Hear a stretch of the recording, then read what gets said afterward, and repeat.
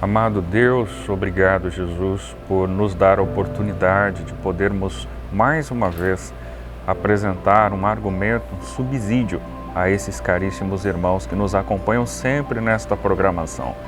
Pedimos a Tua graça para, nesta feita, apresentar um diálogo a respeito das profecias bíblicas, mais especialmente os profetas literários, e pedimos que essa compreensão exista e seja reproduzida nas salas de aula. Esta é a bênção que pedimos sobre nós, em nome de Jesus. Amém.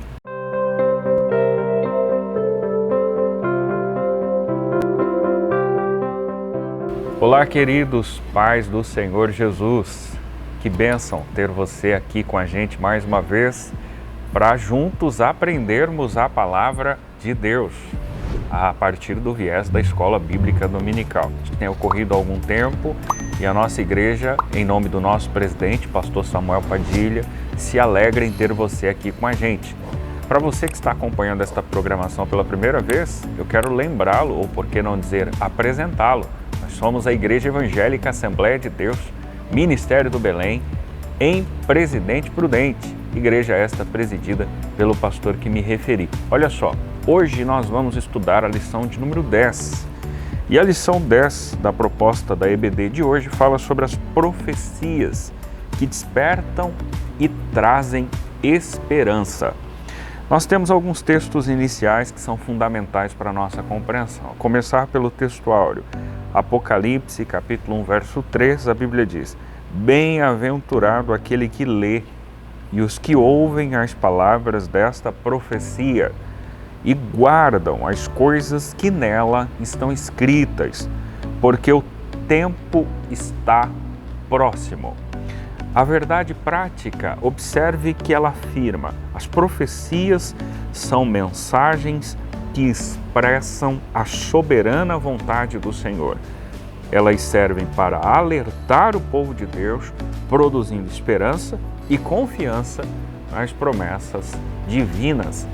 A leitura norteadora, lida como bíblica em classe, está em 3 livros: Profeta Jeremias, capítulo 1, versos 4 a 10, Profeta Joel, capítulo 1, versos 1 a 3, e o livro revelativo do Apocalipse, capítulo 1, versículos 1 a 3. Mas para introduzir e comentar os profetas maiores com vocês, eu convido para essa fala meu amigo Júnior Santiago. É com você, Júnior. Obrigado, Diego. E meus irmãos, deixa eu dizer para você, existem profetas que são fantásticos na Bíblia. Todos são, na verdade, é lógico. Mas nós temos os profetas maiores, os menores, aquilo que o Diego costuma classificar como literários, não literários. Você tem os profetas conhecidos no Antigo Testamento, Elias, Eliseu, que não deixaram registro histórico, né? E os profetas que deixaram algum registro. E estes, alguns, gostavam de escrever mesmo, como é o caso, por exemplo, de Isaías, de Ezequiel, de Daniel, de Jeremias.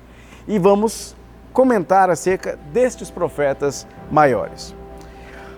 A palavra profetes tem esse sentido de proclamador, intérprete.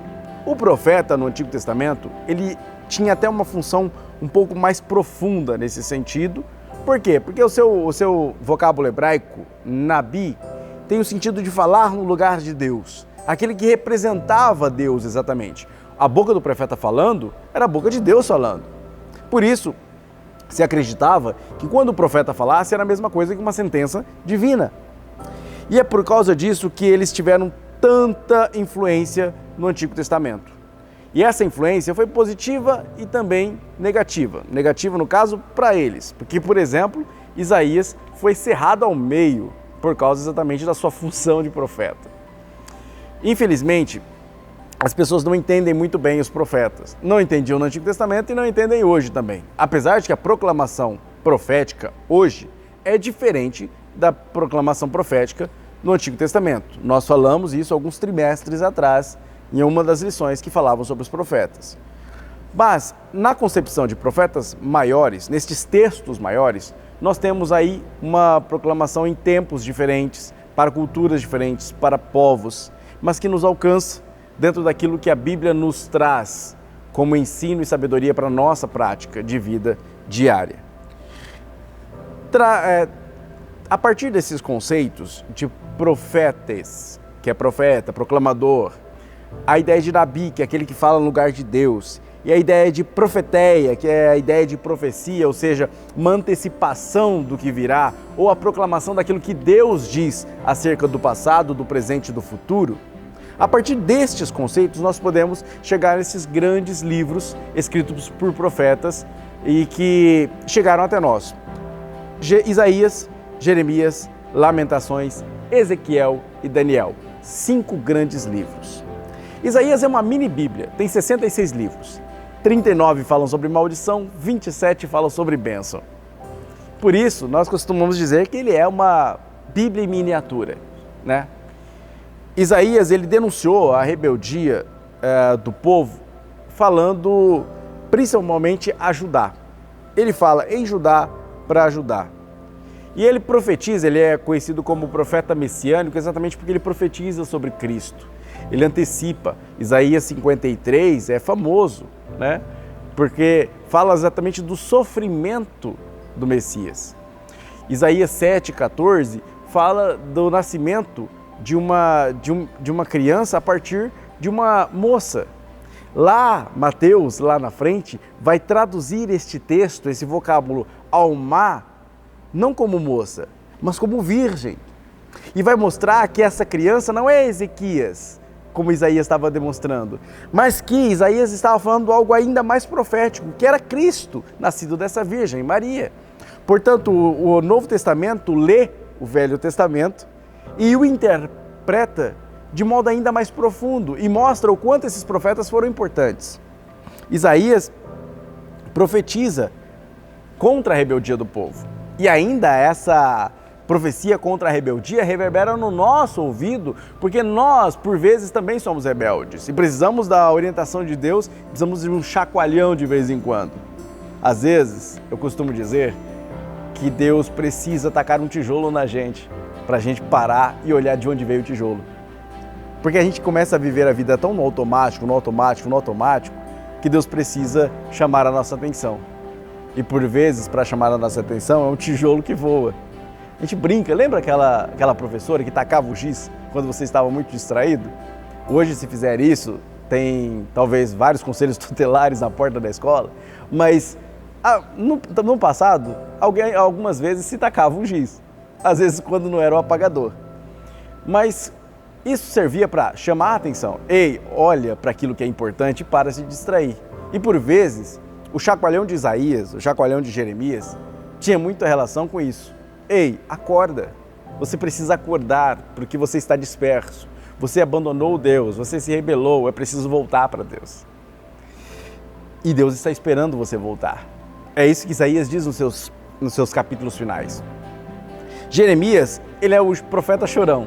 Ele vaticina a queda de Judá, a restauração de um remanescente fiel e ainda fala de Cristo como um renovo. Jeremias, ele é extremamente sentimental. Chora pelo povo, chora por causa do povo, sofre pelo povo, morre pelo povo. Jeremias clama ao ponto de que suas lamentações acabam virando um livro separado, né? Um livro profético separado. Ele clama a Deus por despertamento e pelo perdão divino dado ao povo. Outro profeta maravilhoso é Daniel, que não é só um profeta, mas um estadista. Alguém que tinha uma capacidade administrativa fenomenal e que clama a Deus por misericórdia dia e noite. Alguém que era de extrema habilidade para a oração, que via na oração um modo de respirar, de se alimentar de Deus. Nós aprendemos muito sobre oração com Daniel. E é um profeta revelativo, um profeta que falou muito acerca do futuro. Foi ele que profetizou que o cativeiro duraria 70 anos na Babilônia. Ele é um dos profetas que é considerado um profeta exílico. Ele fala do cativeiro babilônico e ele fala também da esperança que viria a partir da revelação do Cristo, da vinda do Cristo. Nós temos nestes profetas maiores uma demonstração de como Deus usa os profetas no Antigo Testamento para dar esperança ao povo ao mesmo tempo que chama a atenção do povo para aquilo que realmente importa. Nós temos depois vários profetas menores, não por causa da sua dimensão, por causa da sua importância, eles foram muito importantes, mas por causa do tamanho dos seus livros. O Diego vai falar muito bem sobre isso. Além disso, nós temos de descrever uma coisa importante no Novo Testamento. No Antigo Testamento nós temos inúmeros livros proféticos, 17 só dos que eu comentei aqui, fora aquilo que está escrito de forma profética, mas inserido em outros livros. Nós temos no Novo Testamento um livro profético, Revelação, Apocalipse, dado a João, falando sobre aquilo que acontecia naquele tempo, mas também aquilo que ainda iria acontecer e que ainda é esperança para nós. Assim como no Antigo Testamento os profetas buscavam dar esperança ao povo, o Apocalipse nos dá esperança. É o Apocalipse que diz, olha, o final da história já está escrito e o final da história é a vitória nossa. Então fique tranquilo, porque não há como o mal vencer no final das contas. O diabo corre tentando corromper a sociedade ao máximo possível, exatamente porque ele sabe que tem pouco tempo. Por isso, meus irmãos, olhemos as profecias bíblicas mais do que simplesmente como uma forma de analisar o futuro, ou tentar prever o futuro, ou se preparar para o futuro, mas como um canal de esperança para nós, dizendo: Deus controla todas as coisas, inclusive o tempo. Deus olha o tempo de fora. Presente, passado e futuro estão desnudados diante dele e ele consegue observar tudo ao mesmo tempo. A isso chamamos onisciência e é uma coisa que só ele tem. Portanto, nós que não somos oniscientes devemos acreditar, fé nele, que sabe de todas as coisas, o tempo de todas as coisas e o propósito de todas as coisas. Mas passo a palavra ao meu amigo Diego, que vai falar exatamente sobre os outros profetas, os profetas menores, tanto do Reino Norte quanto do Reino Sul. Muito obrigado, Júnior. Nós chegamos ao tópico 2 da lição de número 10, falando sobre profecias. E olha só que interessante, se você percebeu, essas últimas lições se limitaram a gêneros literários da Bíblia e hoje nós vamos falar sobre profecias. E o tópico 2 fala sobre os profetas menores. Júnior já abordou o tópico anterior falando a respeito dos profetas maiores e com relação aos menores, vale destacar aqueles que se dirigiram ao Reino do Norte. E a gente está partindo do pressuposto que você se lembre da cisão, da ruptura que houvera na nação de Israel, isso na gestão de Roboão, filho de Salomão. Os profetas do Reino do Norte precisam ser considerados aí por dois nomes. Amós, que era um morador da região sul, Tecoa especialmente, um boiadeiro, cultivador de sicômoros, que era um alimento aí especialmente para a classe baixa, e foi um profeta do Reino do Norte num período de paz econômica. Olha só, a sociedade estava em paz economicamente falando, contudo dispunha de injustiça social, e Amós vai agora utilizar-se de argumentos proféticos contra isso. Ele militou em favor dos pobres, mesmo sofrendo represália. Agora, um outro profeta que se dirigira ao Reino do Norte, e esse necessariamente residia também naquele território, foi Oséias. E você possivelmente conhece a história de Oséias.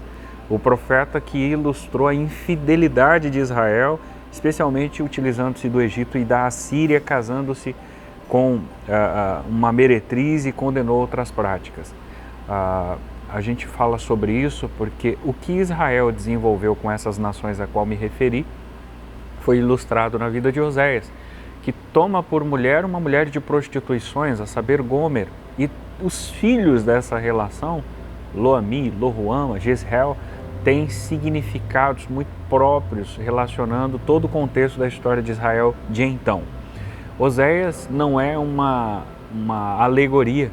Não, a verdade ali explícita é uma verdade sim absoluta, canônica, inspirada, que Deus utilizou para ilustrar os problemas vividos na sociedade hebreia.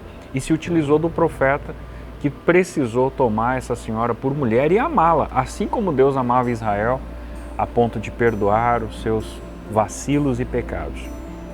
Agora, num segundo momento, levando em consideração que Amós e Oséias, portanto, com relação aos 12 profetas menores, são os dois profetas que dirigem suas profecias ao Reino do Norte, nós temos os profetas pré-exílio.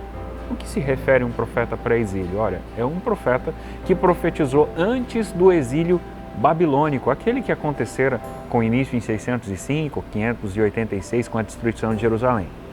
Esses profetas, aparentemente, segundo o levantamento de dados proposto pelo pastor Douglas Batista, se limitam a Joel, que pregou arrependimento nacional por meio de um jejum, profetizou a descida do Espírito Santo, você deve se lembrar do capítulo 2, verso 28, e há de ser que nos últimos dias derramarei do meu Espírito sobre toda a carne, vossos filhos e vossas filhas profetizarão, etc, etc e etc. Miqueias é um outro profeta pré-exílio com um ministério longevo. Acredita-se, alguns historiadores, que Miqueias tiveram um ministério de aproximadamente 50 anos, denunciou a falsa espiritualidade e o cativeiro iminente, isto é, a Babilônia, os caldeus, Nabucodonosor, infelizmente invadiria e tomaria o povo para si. Abacuque profetizou as margens do cativeiro babilônico, em torno de 6 a 7 anos antes das invasões caldeias começarem no território judeu. Abacuque estava em evidência e ele profetiza justamente esse exílio que seria inevitável, embora finalize também com uma mensagem de esperança, de resgate, de recuperação do povo judeu. Sofonias, além de Joel, Miqueias e Abacuque, também é um profeta pré-exílio e ele condena o sincretismo religioso, o culto a Baal, a astrologia e a profanação que havia entre os sacerdotes. Mas além dos profetas do Reino do Norte, esses profetas menores, e vale considerar que eles eram menores não estritamente por conta da personalidade, do perfil, do caráter, mas única e exclusivamente por conta dos volumes de seus livros serem mais enxutos, serem menores definitivamente, nós temos aí os profetas pós-exílio. Destaque para Ageu, que era um profeta idoso, já avançado em dias, mas que vai estimular Zorobabel, enquanto governador, na reconstrução do templo, depois de voltarem para sua terra após o cativeiro babilônico, e a paralisação daquela reconstrução durar em torno de 17 anos, então Ageu é levantado para fazer esse estímulo. Zacarias, que se porta como o mais messiânico entre os profetas menores, destacando o Messias como o renovo do Senhor, e além de Ageu e Zacarias, nós temos a figura de Malaquias, que após a reconstrução do templo, exortou o povo a uma vida de santidade. Agora, percebam vocês que nós já elencamos alguns profetas, por que não dizer 9 profetas? O primeiro deles, fazendo um resgate histórico, nós destacamos, como vocês bem perceberam, aqueles que se dirigiram ao Reino do Norte, Amós e Oséias.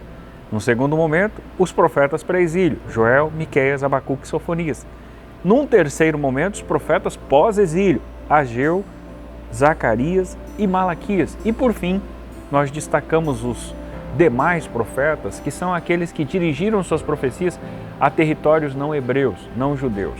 Eu me refiro a Jonas, que libera a sua profecia a Nínive, e inclusive vai até Nínive sem sua própria vontade. Você se lembra da história? Ele foge para Tarsis no intuito de não cumprir aquela ordem. Ele vai parar no ventre de um peixe e nós sabemos que depois de todo aquele processo, ele vai cumprir a determinação do Senhor e, por incrível que pareça, ele prega e os ninivitas se arrependem com a mensagem e Deus perdoa o pecado dos ninivitas, e você deve se lembrar da história.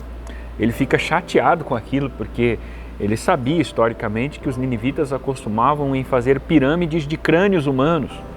Isso era muito típico dos assírios e agora ele está pregando para um povo que se arrepende, então aquilo causa um tumulto na mente de Jonas. Mas nós temos aí um outro profeta com esse mesmo caráter que fora Naum. Naum profetiza para o mesmo povo. Se você olhar aí na revista, 150 anos depois, um século e meio, Naum volta a profetizar Nínive, mas agora profetiza uma mensagem de condenação e ela definitivamente acontece. Então, aquela profecia de Jonas, Deus vai, recupera e restaura o povo, mas 150 anos depois, infelizmente, os ninivitas são condenados. Por fim, Obadias, que é responsável por fornecer uma profecia aos edomitas. E ele denuncia a soberba desses edomitas. Eram descendentes de Esaú e praticavam violência contra Judá. E é por essa razão que Deus os condenava à destruição, enquanto Judá seria restaurado. Essa lição é uma lição de cunho histórico, de uma coleta de dados que nós fomos ao longo do tempo sendo apresentadas, tanto no tópico 1 com profetas maiores, agora no tópico 2, como vocês puderam perceber, com os profetas menores. Mas eu quero voltar a palavra ao meu amigo Júnior, porque ele vai destacar o tópico de número 3, já não mais falando de profetas maiores ou menores, mas continuando falando sobre profecias, exatamente dentro da perspectiva do livro de Apocalipse. Vamos terminar aquilo que iniciamos falando no tópico 1. O Apocalipse, no Novo Testamento, ele é escrito por João. E qual João, irmão? Não me pergunte, eu não sei. Porque a maioria dos teólogos acredita que seja João, o apóstolo. Mas há várias teorias acerca de João, o ancião, de João, algum João que era discípulo de João. Então existem várias teorias, tá? Vamos tentar ser o mais conservadores possíveis e dizer, olha, foi João, o apóstolo, quem escreveu na ilha de Patmos, quando ele foi exilado por Domiciano. Quando João recebe essa revelação, ele recebe num período em que já se havia passado mais 60 anos depois da morte de Cristo. Ele já tinha escrito o seu evangelho e ele já estava velho. Quando João escreve essa revelação, ele recebe essa revelação de Deus, a busca, a motivação para essa revelação era dar esperança ao povo, que muitas vezes enxergava na demora do tempo em que a promessa se cumprisse, de que Cristo iria voltar, enxerga nisso talvez um momento de tristeza, um momento de desesperança. E aí vem João e diz, olha, Deus nos revelou o que acontecerá, mas as coisas serão graduais, haverá muitos problemas antes. As palavras que Daniel lá atrás proferiram, que Ezequiel também proferiu, que Isaías proferiu, que os profetas menores também pincelaram, vão se cumprir primeiro. Haverá várias coisas acontecendo na história do mundo até que finalmente Deus destrua o mal pela raiz. E aí sim ele inaugure o seu reino. Um reino que será eterno, como ele prometeu. E ele vai reformar a criação, vai trazer uma nova criação e vai nos guiar para uma luz eterna, cuja fonte é ele próprio. Nós estaremos, como Cristo prometeu, sempre com ele. Para isso, João escreve essa revelação, ditada por Deus, transmitida por Deus, e entrega isso no livro do Apocalipse. A palavra Apocalipse significa exatamente isso, revelação, revelações especiais de Deus. Os destinatários dessa revelação de Deus são 7 igrejas que ficavam na Ásia Menor, próximo à Turquia, que seria hoje. Éfeso, Esmirna, Pérgamo, Tiatira, Filadélfia, Laodiceia e Sardes. Esse livro, Apocalipse, essas cartas direcionadas a essas igrejas e toda essa revelação escrita e transmitida pelo apóstolo João, chega a nós como uma demonstração de que o final da história está escrito. E encerra, sim, o final da história.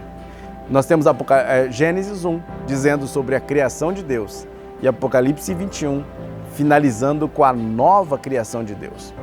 Deus fez com que todo o passado fosse apagado e algo novo surgisse no meio do caos.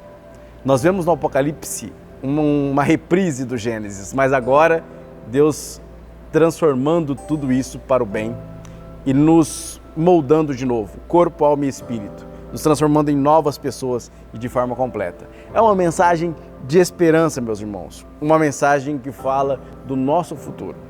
É uma mensagem que nos garante que quando fecharmos os nossos olhos aqui na terra, não acabou. Temos uma porta aberta no céu. E no final da história, é o bem quem vence.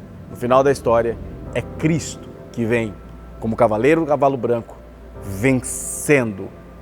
Não falsificações como o anticristo, não ideologias como a besta e a falsa religião do falso profeta. Não, ele vem para finalmente implantar o reino que já é dele, porque todas as coisas, a terra e a sua plenitude, pertencem ao nosso Senhor. E aí sim, chegaremos naquele versículo maravilhoso de que toda lágrima dos nossos olhos será enxugada e finalmente poderemos olhar para Ele, viver com Ele, estar com Ele para sempre. E a esse estado de presença completa de Deus chamamos céu. E existe preparado para nós um novo céu e uma nova terra. E é o Apocalipse quem nos assegura isso. Por isso, volta a palavra ao meu amigo Diego, para que a gente possa terminar essa lição com essa mensagem de esperança. Bem, meus irmãos, olha só, chegamos a mais uma conclusão de nossa aula e hoje, especialmente, como você observou, trafegamos a respeito das profecias bíblicas, tanto a partir dos profetas literários maiores ou menores, e entendemos que essa mensagem é de suma importância para despertar o cristão. Você percebe que nos livros proféticos alguns elementos divinos são destacados, por que não dizer soberania, justiça e misericórdia estão absolutamente reveladas. Os fatos comprovam poder, autoridade e controle absoluto divino sobre todas as coisas. Pastor Douglas encerra dizendo que esse método nos servem de experiência de fé que produz esperança. O Senhor Jesus uma vez dissera nos evangelhos: terra e céu passarão, mas as minhas palavras não hão de passar. Portanto, a palavra de Deus é a maior profecia em evidência e que possamos, a partir dela, perceber definitiva e paulatinamente os seus cumprimentos. Nós queremos mais uma vez destacar a você que não é inscrito para se inscrever no canal, deixar o seu like, comentar aí embaixo nesse vídeo e também compartilhar esse vídeo com muito mais gente. Não é isso, Júnior? É isso aí, meus irmãos. Não deixe de comentar, não deixe de compartilhar. Coloque aí embaixo suas dúvidas, suas aflições, que estamos juntos nessa jornada. Todos nós estamos rumo ao céu, buscando aperfeiçoamento contínuo. E é por isso que você assiste esses vídeos e é por isso que nós nos alegramos de estar com você toda semana. Por isso, até a próxima, se Deus quiser. Grande abraço.